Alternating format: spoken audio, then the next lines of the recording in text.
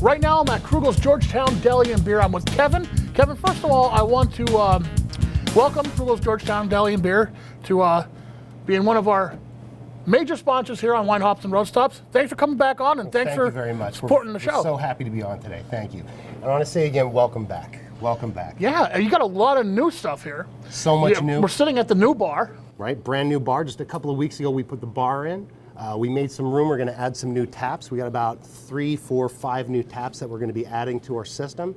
The bar's taken off. Everything is just going so well for us right here. There's always something new going on at Krugel's Georgetown Deli. And right now we're talking about St. Patrick's Day. St. Patrick's Day parades are going on all around the area. Well, St. Patrick's Day is my favorite time of year. I understand and why. what says St. Patrick's Day more than a nitrogen beer? And of course, the first thing that everybody thinks about is Guinness. True. Right? Guinness is the classic nitro beer, the classic Irish stout. But let's look at some Guinness alternatives. There's more in the world than just Guinness. Now, Guinness is a good beer. Guinness is fantastic, my first love. But I have to say, and like I said it earlier in the show, the second beer here, Murphy's, I like this better than Guinness. I'm sorry. I don't punch me. That's my thing. I agree with you 100% too. I think Murphy's has got everything Guinness has and more. Well, let's start first with this one. This is another old favorite of mine. What do we have here? We got Boddington's Pub Ale. Now, this is a pub ale that comes in a nitro can. Nitro is really interesting, because what the nitrogen does is it gives you smaller bubbles. So first of all, you're going to get a different kind of looking head than you're going to get on any other kind of a beer. But there's some other cool stuff that happens with nitrogen. Nitrogen actually changes the chemical structure of the beer itself. And so you've got a pH change, and so the proteins denature, and what you're looking at is a creamier mouthfeel in the end. It's a bunch of complex chemistry that just works out to a better beer. And I love nitro. Wow, that's very scientific of you, very doctorish of you to really describe what happens with the nitrogen, because it's not just more of just like a creamier head. It's the actual. It actually things changes, happen. and when you see when you see a proper pour of a Guinness, they pour half the Guinness, then they let it sit. Mm-hmm. And when you were pouring these beers, we were checking it out. You could actually see it working as you pour the glass. Yep. So, what do we got here? So this is Boddington's Pub Ale. It's a classic British pub ale. This is a Guinness alternative because it's a nitro. It's nice and creamy and smooth. Yeah, it's nice.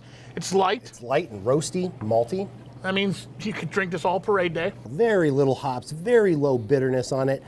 Sometimes I see pub ales referred to as a golden stout. Okay, moving on, we have Murphy's Stout. This is my favorite. Murphy Stout? Out of these, yeah. Murphy Stout is brewed out of Cork, Ireland. And if you happen to be in Cork, Ireland, you simply do not order a Guinness. Okay. You order a Murphy's. Well, if I go to Ireland, which is on my bucket list, I'll make sure of that. It's only a 4% beer, so there's really actually not that much alcohol in it. And when people think about these black beers, they think that they're heavy. Right. But actually, that's really not the case at Right. all. It's a very light beer. It's got the roasty, it's got some malty, it's got some mild coffee flavor, some mild chocolate, and then there's a bit of a caramel that kind of comes through to sweeten the whole package. Now, they may be thicker, but they're not heavy as far as the ABV's not higher. So now Next up. Young's Double Chocolate Stout. We're going to put this one a little higher on the sweeter scale, but not much. Not much. It says double chocolate, but it's not a super sweet beer. This is, to me, it tastes exactly like Guinness. You get that chocolate note to it, the little chocolate tones, but not overbearing, despite the name. Despite the name, right. This isn't one of those beers that's had cocoa nibs added to it. So the chocolate presence really just comes from the chocolate malt. So this next one is from Flying Fish Brewing Company. It's called IPC Stout. IPC stands for Irish Potato Candy. Now, Irish potato candy has, long been a staple of my family. I had Irish potato candy when I was a kid. But I think that maybe some people haven't had Irish potato candy, as strange as that sounds. I've never had Irish potato candy, but then again, I grew up in an Italian household, so I can understand why we wouldn't have that. I'll ask my wife about it tonight, though. So what I did was we made up some Irish potato candy. All right, you made that for us, huh? We made this just for you. Well, who made that, though? So this was made by the owner's son, Cameron. He is absolutely a fanatic with cooking. He loves to cook. Good job, Cam. So these are Irish potato candies. Now, this candy itself is mostly sugar. In addition to the sugar, you've got some coconut and some cinnamon to it. Okay. So these are very sweet. I'll try one. They're very sweet. They're a little brittle. Whole thing. That's pretty sweet. Whoa. You can eat one. Yeah, one is about right. Let's wash it down with some beer. That has a good taste to it. Right in the nose, you get the cinnamon. You get the cinnamon and the roast right up front. Notes of chocolate a little bit, but the cinnamon and the coconut definitely come through in this. I really like this. This has a really nice nose on it. Really nice flavor too. It reminds me. It reminds me of being a kid. Well, you're not drinking beer when you're a kid. No, not drinking beer when I was a kid. It's the candy that's doing it. But yeah, this tastes like that. They really, they got it. They got it. This is Irish potato candy beer. Absolutely. A little bit sweeter, definitely more ingredients, definitely more sugar. Plus, let's not forget, we're looking at an imperial stout right here. Yeah, it's 10.3.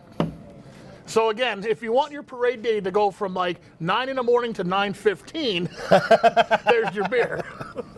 Finally, we're looking at Innocent Gun barrel aged Irish Stout. This is a whiskey barrel Irish Stout. I've personally never had this one, but Innocent Gun is a classic Irish brewery and a classic Irish Stout. Let's give this one a try. The barrel age is going to add something to it. Every time you throw it in a barrel, you got the tannic acids, the tannins. You're going to give you a little bit of that dry feeling in your mouth.